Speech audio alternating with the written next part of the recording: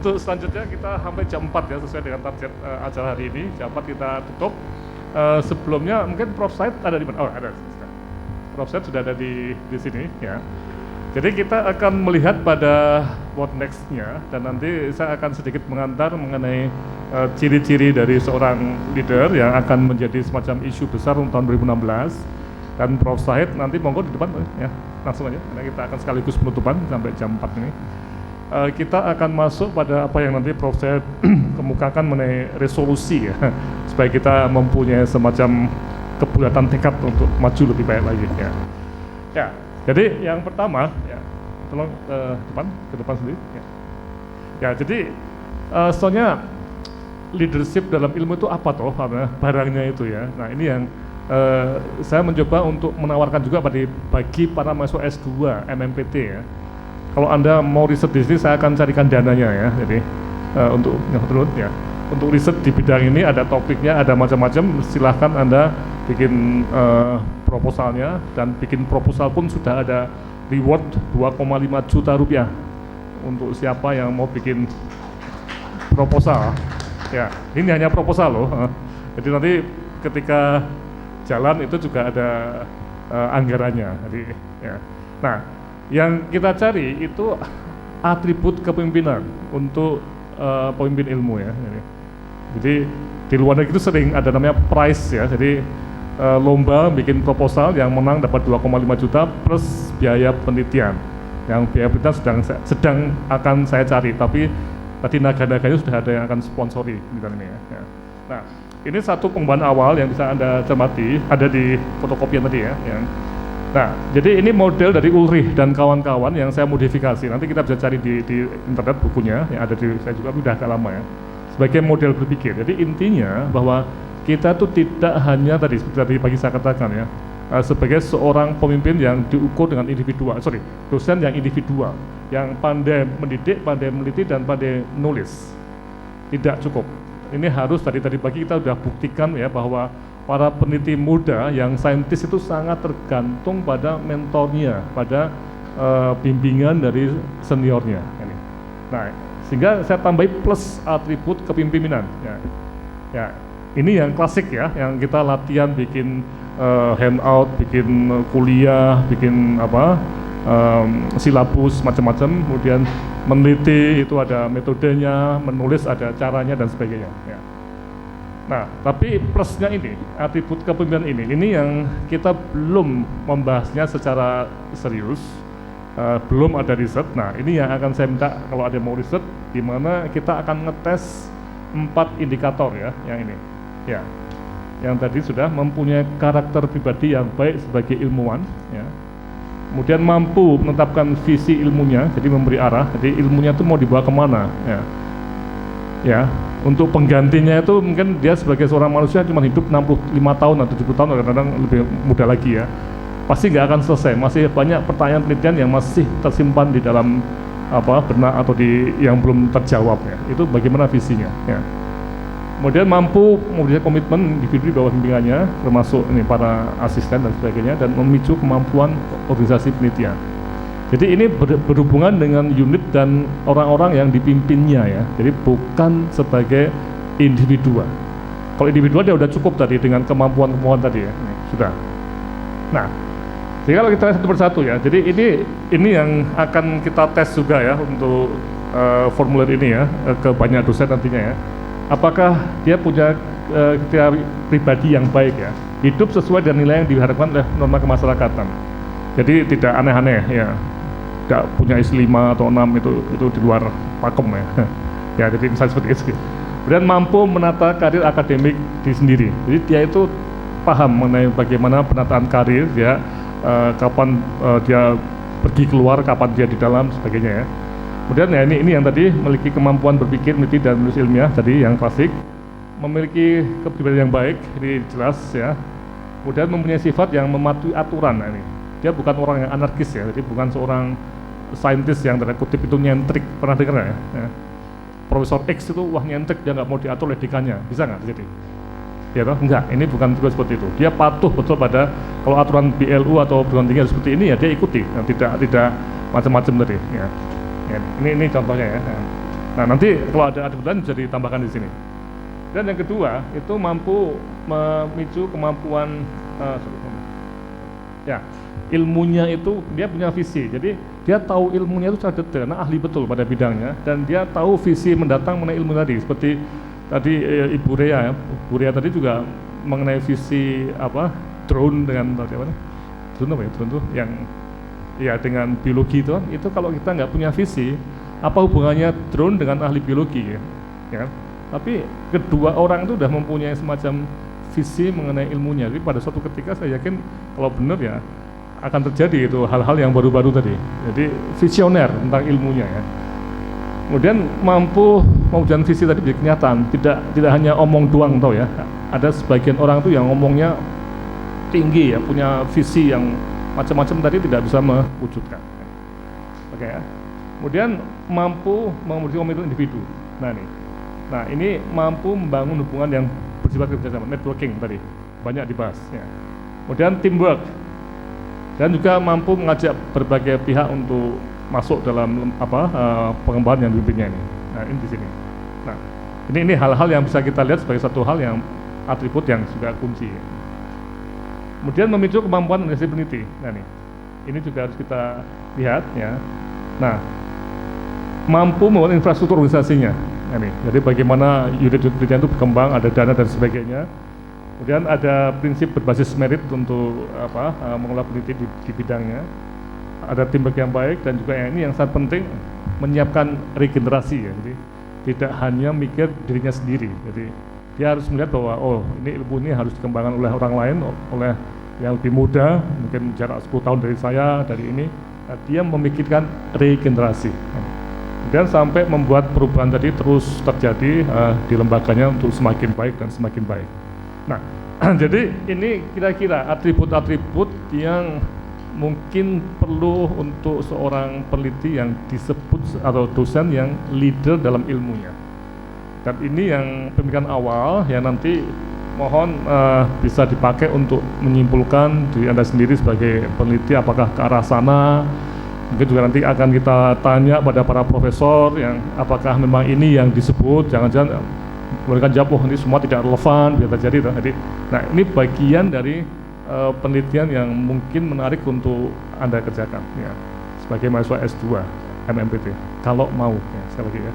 Kalau nggak mau ya saya akan cari peneliti lain dari IKIP atau dari UIN ya, UIN itu adalah yang S2 manajemen pendidikan itu ya ada, tapi bukan yang tinggi ya, tapi ya mereka pasti juga ada yang mau juga di sini. Sekali lagi ini tantangan untuk Anda, jadi yang Researchers Challenge ya. Kalau Anda mau meneliti di sini, silakan, dan ada prize 2,5 juta rupiah untuk proposal yang terpilih, walaupun nanti terpilih pun juga masih ada revisi-revisi.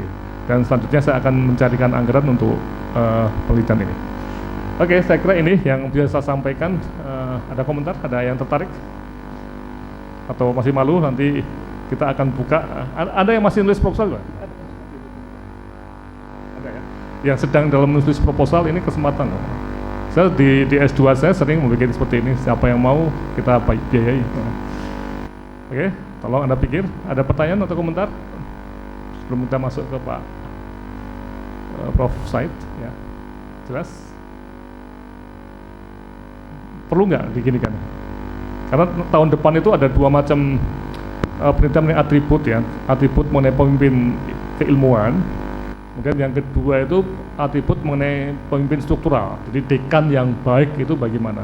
Ya, paham ya? Jadi atau rektor yang baik itu bagaimana? Itu juga pakai atribut juga seperti ini.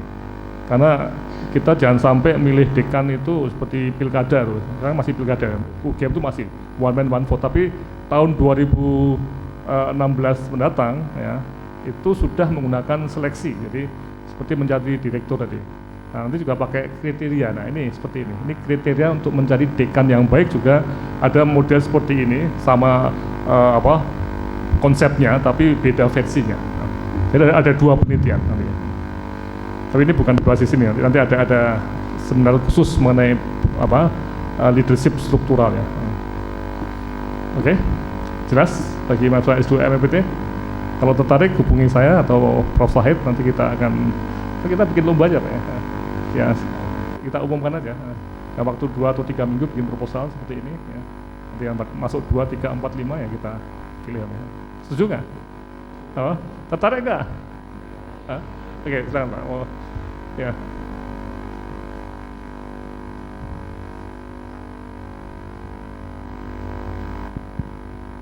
Terima kasih Prof. Jadi melanjutkan apa yang disampaikan tadi tentang kepemimpinan ilmu, ini merupakan hal yang sangat menarik dan memang kalau dapat dilaksanakan maka mungkin visi misi UGM yang sebelumnya yang sudah diganti ya, itu malah akan terwujud ya.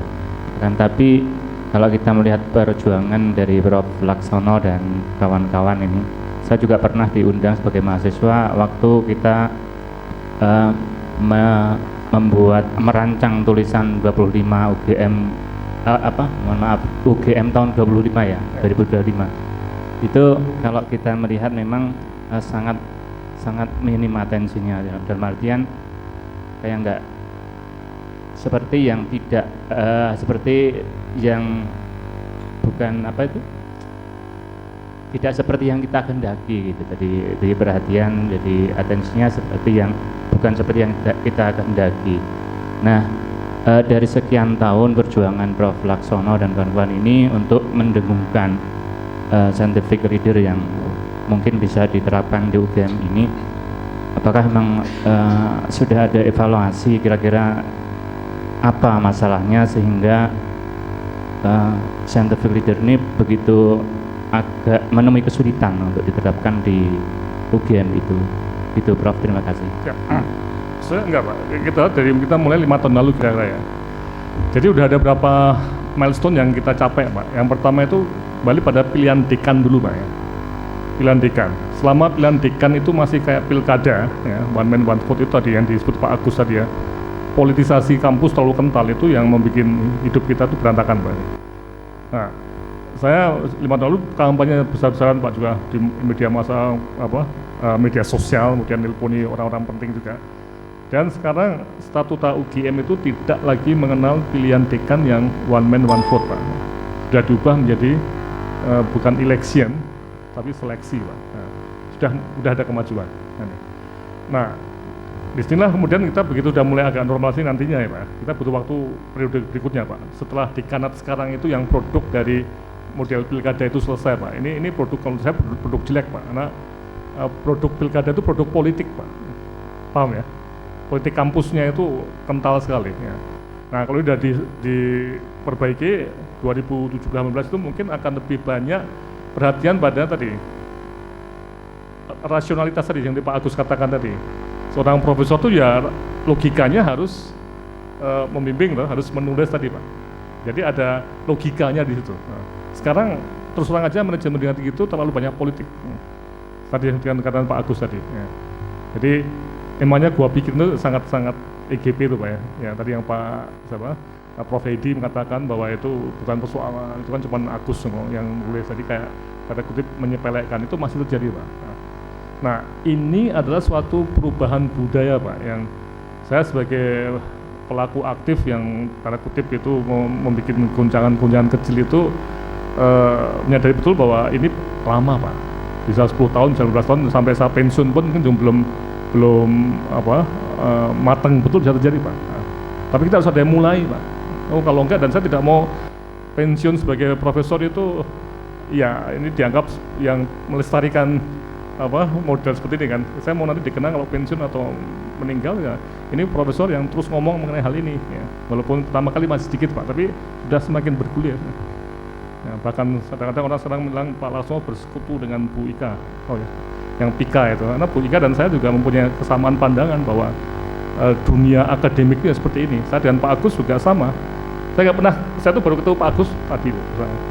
Saya kok telepon karena beliau sibuk, saya juga jarang ketemu. Tapi saya punya kesamaan pandangan Pak. Dan mereka orang-orang muda yang akan menjadi generasi barunya UGM.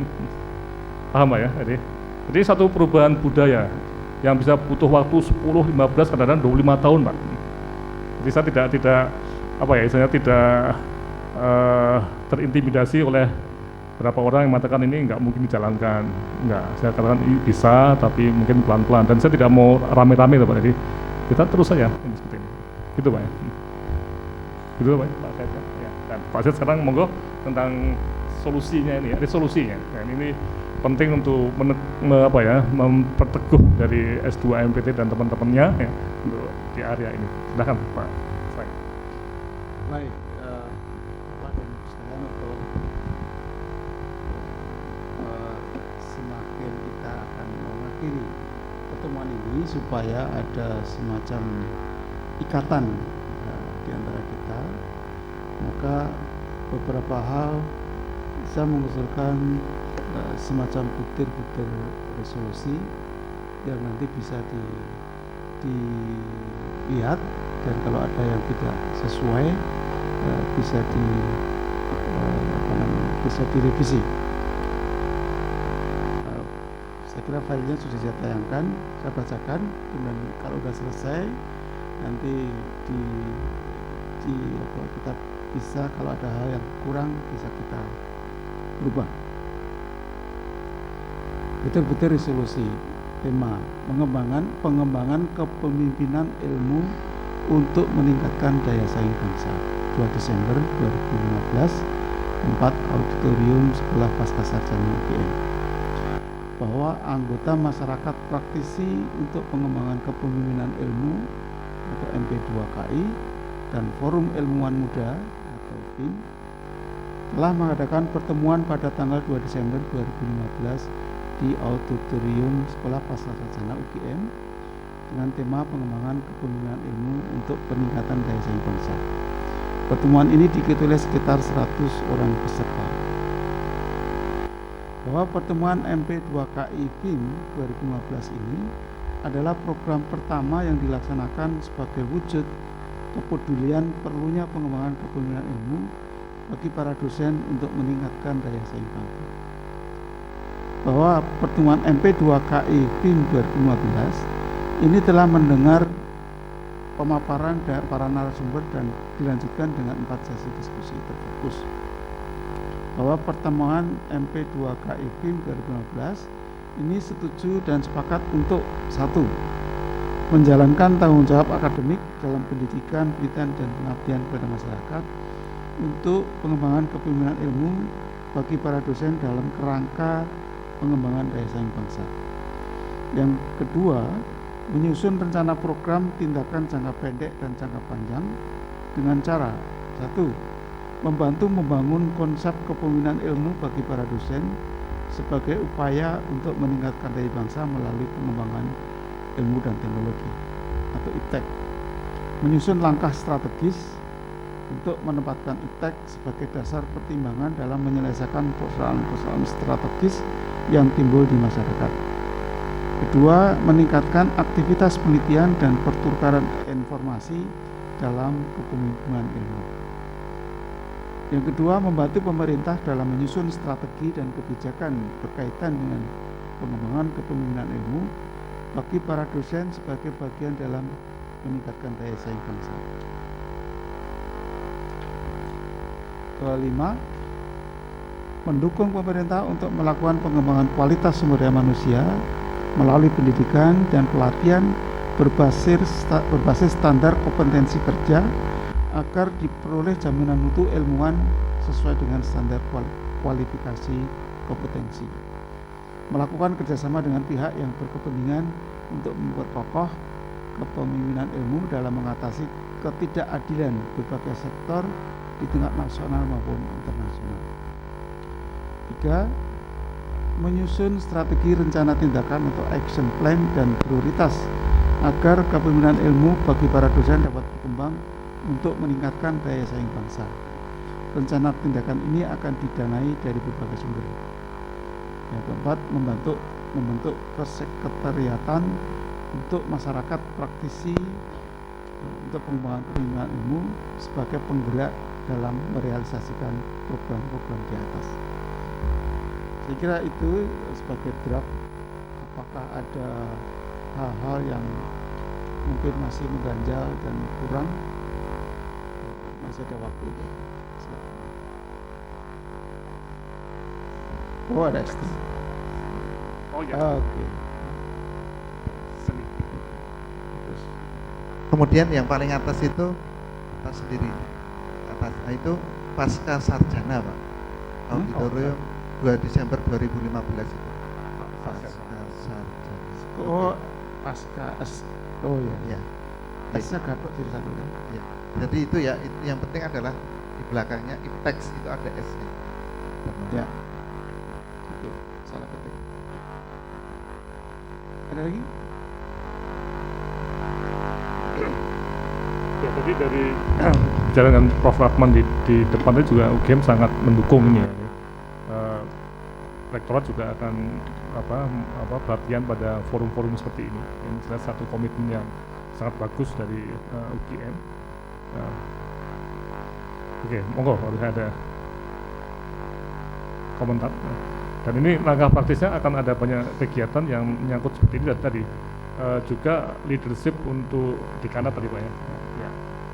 Ada dua, ini kita punya dua model untuk pemimpin di perguruan tinggi tadi. Kalau bisa klop, jadi tidak bertengkar dia, tidak tidak cocok tadi jangan sampai. Ya, mungkin saya nambahkan Pak Laks. Jadi menyinggung tadi ya kenapa kepemimpinan ilmu ini perlu ya. Jadi juga tidak suka kita sudah masuk arena kompetisi ya. Dan kata kunci untuk meningkatkan daya saing ya IPTEK, tidak ada lain. Nah, supaya kita bisa menggenggam IPTEK dan bisa memenangkan dalam daya saing ya lewat di perguruan tinggi harus membangun sebanyak-banyaknya kepemimpinan ilmu. Tidak ada jalan lain. Oleh karena itu, mari kita sama-sama bersatu padu untuk mewujudkan itu. Itu yang pertama. Dan yang kedua, dari beberapa pertemuan hari ini tadi saja, itu komitmen dari Pak WR Riset ya, sudah jelas. Kemudian dari KCM, dari Pak Indra tadi kan dari KCM juga akan mensupport, bahkan menawarkan mahasiswa MMPT yang ingin riset mengenai quality assurance bisa koordinasi dengan KCM dan ada kemungkinan tahun depan itu ada biaya-biaya yang aktivitas KCM bisa untuk dijadikan bagian dari riset. Dan yang ketiga Bu Tika tadi lewat Tika juga membuka peluang untuk berkontribusi di dalam melakukan mewujudkan kepemimpinan ilmu dengan berbagai kegiatan dan MMPT dan mahasiswa bisa ikut join di sana. Dan yang terakhir kerjasama dengan Helm USA itu akan berakhir 2016. Kita akan kedatangan tamu akhir bulan ini kedatangan tamu dan tahun depan kita punya kedatangan tamu lagi untuk mengeksekut ISLA Student Survey Engagement itu seluruh Indonesia dan tahun 2016 peluang untuk memanfaatkan narasumber dari Amerika dan itu gratis itu sangat terbuka lebar. Jadi kesempatan banyak sekali untuk menyusun program-program dan peluang sudah terbuka lebar sehingga tinggal kita menyatukan langkah dengan membuat program-program seperti itu tertuang di sini jangka pendek, jangka panjang. Dan nanti community ini menjadi satu community yang terus bergulir dan mungkin komunitas yang tidak terikat, tetapi merupakan komunitas yang cair, tetapi saling memberikan manfaat. Dan kalau kembali ke unit masing-masing itu sudah satu visi, satu mimpi. Ya, dan nanti untuk forum ini ada semacam media komunikasi yang menggunakan website ini, manajemen.net ya. Memang kita belum menggunakan yang UGM CID yang web resminya S2 MPT ya, karena ini masih dalam tahap proses pengembangan dan juga UGM tidak hanya bicara mengenai UGM ya, tapi UGM juga akan dilihat oleh perguruan tinggi lainnya. Jadi .NET itu supaya netral, supaya teman-teman dari UI, ITB ataupun dari Andalas itu bisa masuk dengan mudah ke sini. Ya. Tidak ada bikin ini cuma kuliahnya UGM aja, tapi ini betul .NET itu jaringan untuk bangsa ya. Ini yang kita lakukan. Jadi semua informasi bisa di sini ya, masuk di sini, dan nanti akan di link juga dengan S2 MBT. Jangan khawatir, nanti juga bisa dapat masuk pengumuman mengenai pertemuan-pertemuan, event-event, sampai pada penulisan proposal. Itu biasanya kalau lomba itu juga yang mendaftar itu juga akan diberi semacam training ya, 1 hari atau setengah hari untuk menyusun proposal apa yang dimaui ya, ada semacam pengarahan. Oke, ada komentar, pertanyaan? Sebelum kita tutup. Sudah? Kira-kira saya lupa nggak bikin ya, apa semacam form apa evaluasi ya.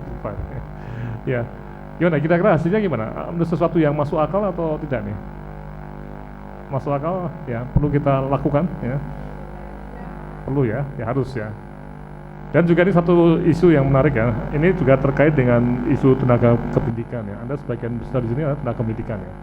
Terus saja saya juga banyak tidak disukai sama beberapa orang dosen ya. Karena saya kritik teman-teman dosen saya yang mengapa pos-pos yang harusnya untuk tenaga kependidikan itu dikerjakan oleh tenaga dosen. Paham maksud saya? Ya. Nah, emang ada alasannya, itu tenaga pendidikannya kurang baik, kurang bermutu atau kurang bagus ya. Tapi kalau tidak dilatih, tidak dipercaya, ya kapan mau baik ya? Karena sebenarnya dosen itu bukan menjadi kepala-kepala tertentu yang sifatnya itu bukan urusan ilmiahnya dia ya. Ini ada kerjaan tenaga kependidikan. Bisa dibayangkan ya, ada yang marah nggak pada saya? Banyak. Tadi saya bilang bahwa silahkan Anda marah pada saya, tapi tolong pikir betul untuk bangsa dan negara. Ini kita nggak benar, masa doktor yang sekolah di tempat yang jauh, payah betul, berat betul 5 tahun, pulang-pulang hanya sebagai IO, tahu IO, event organizer, itu ya ada seperti itu. Itu loh Pak, itu ampun, dan itu kenapa kok ya atas saya menarik seperti itu bunuh diri betul, bisa terjadi ya. Jadi saya bukan orang populer ya di kalangan beberapa orang itu karena sikap seperti ini, tapi saya bukan mencari dukungan Anda ya. Ada pasti setuju dengan saya loh, karena betul setuju kan? Iya. Kalau enggak tenaga pendidikan ya, coba kalau saya pergi ya, misalnya ini pengalaman sedikit waktu ya, saya pergi ke Melbourne University ya. Saya tahu persis pada saat makan malam itu mungkin profesor yang undang itu pas dia ada sibuk nggak masalah. Yang nemeni saya makan di restoran itu ya kepala hubungan internasionalnya atau apa ya. Dan dia bukan dosen, tapi dia sangat bisa menerangkan Melbourne itu gimana ini, dan dia orangnya sangat komunikatif. Memang kerjaannya dia seperti itu, IO, paham ya? Jadi ada orang-orang yang ahli seperti itu. Coba dia seorang doktor atau seorang yang memang bertugas di perkuliahan, dia jenak nggak? Tahu jenak itu apa ya? Jenak itu apa sih? Jenak itu? Bahasa Indonesia ya? Jenak apa? Nggak cocok, nggak nggak. Dia terlalu gelisah toh, atau terlambat datang, enggak, dia udah menjemput saya pagi dan menerangkan bagus. Karena kerjaan seperti itu. Ya nih. Dan dia dilatih untuk itu. Oke ya, jadi sekali lagi ini bukan saya minta dukungan Anda ya, tapi ini yang sedang saya kampanyekan, dan jangan kaget kalau Anda orang UGM tanya ke rektorat saya dianggap profesor yang gile ya, ada yang seperti itu. Oke ya, saya kira itu Pak Said, ada lagi yang bisa ya, kalau tidak mari kita tutup dengan mengucapkan alhamdulillah bahwa apa yang kita lakukan sudah selesai sampai jam 4 sore ini, dan Anda semua mendapat manfaat dari pertemuan ini.